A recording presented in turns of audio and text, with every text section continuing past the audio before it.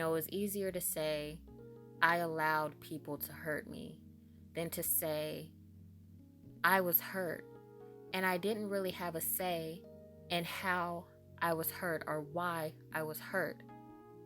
I can evoke emotion, but I cannot control one's behavior. And I can't make them choose the correct response. So it was easier to say, I allowed them to hurt me. The only thing that I had control over was the amount of time that I spent in turmoil. How long I was willing to be and or remain hurt. That's the only thing that I had control over. But the hurt that I received, I had no control over that. And I guess it does something, not I guess, for a fact, it does something to your ego when you have to literally admit to yourself, like, damn, this nigga, this bitch fucking hurt my fucking feelings. Or, otherwise, just to be transgressed and to really have to admit to yourself, like, yeah, I allowed it, but they literally chose. They chose hurt. They chose violence.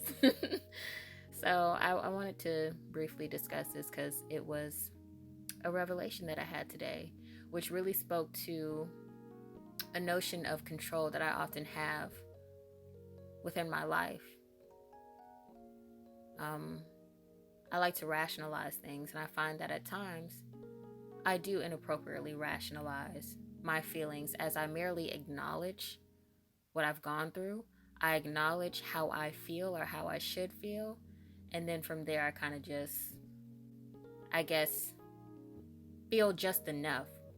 Because I wouldn't say that I void myself of feeling my emotions. I just feel enough, but I don't feel it all. Quite comparable to the notion where they say your mind will believe anything you tell it.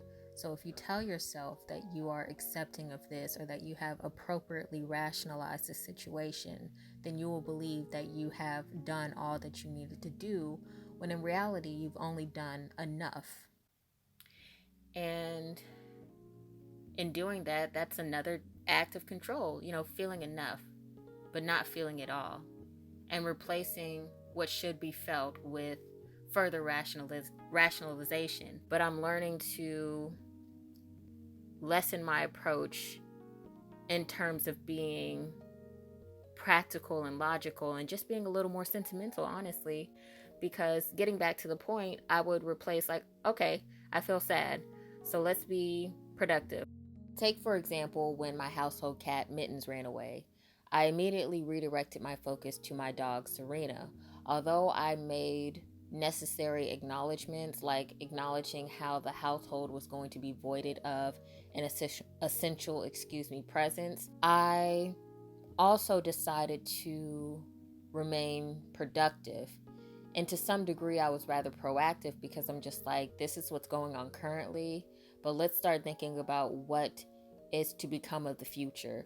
So I was productive, thus in turn proactive, because I wanted to get ahead of the issue rather than getting through it and sitting within it. I just wanted to get ahead of it. I wanted to bypass my progress. Yet, I would perceive proactiveness as being progressive, but it wasn't. And that's a revelation that I'm having currently.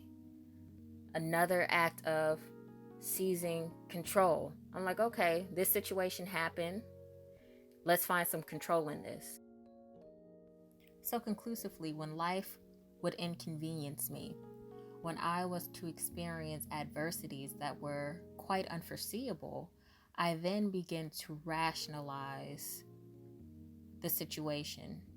I then began to deeply root myself in practicality and logic to further navigate the adversity, to further navigate this inconvenience. I would rationalize to a point where it then became inappropriate because I started to lose a sense of sentiment. And, I realized that all of this was becoming or really derived from a matter of control, because what initiated this situation or what initiated this behavior was the fact that I did not have control over something or someone. And I now find a problem with this mentality, not because I find an issue with rationalization, yet rather I have found that my method of rationalization proved to be ineffective and or inappropriate because I attempted to seize control over aspects of life that I wasn't meant to control. And this translates further in terms of relationships, trying to tame the beast within, trying to nurture the broken bird, attempting to fix and or help situations that honestly weren't meant to be nurtured as much as they were meant to be experienced.